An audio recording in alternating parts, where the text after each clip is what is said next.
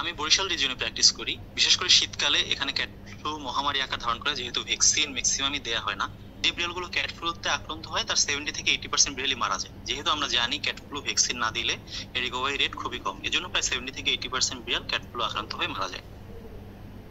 যাদের ভ্যাকসিন করা থাকে তাদেরকে 99% হয় না, আর যারা করায় না তাদেরকে টেস্ট করলেই দেখা যাচ্ছে 30টা টেস্ট করলে তার ভেতর 25টার মতো পজিটিভ আসে। আমি খুলনা বয়রাতে প্র্যাকটিস করি। আমার অভিজ্ঞতা থেকে যেটা বলতে পারি, শীতকালে বিশেষ করে নভেম্বর থেকে জানুয়ারি মাসে আমাদের কাছে যে সকল পেশেন্ট আসে তার 60 থেকে 70%ই ফেলাইন প্যানলিউকেপেনিয়া বা ক্যাট ফ্লুতে আক্রান্ত। তবে যে সকল ক্যাট ভ্যাকসিনেটেড থাকে তারা আক্রান্ত কম হয় এবং তাদের সার্ভাইভাল রেটও তুলনামূলক বেশি থাকে। গত বছর তুলনামূলক কম ছিল আর কি। এটা কি কারণ? গত বছর ফ্লু কম থাকার কারণ উত্তরে এটা যে ভ্যাকসিনেশনটা টাইমলি করাচ্ছে, ভ্যাকসিনেশনটা ওরা টাইমলি করাচ্ছে, আর সবাই মোটামুটি কনসার্ন আপনার এখানে যারা আছে ওরা সবাই সেফলি আর কি সচেতন।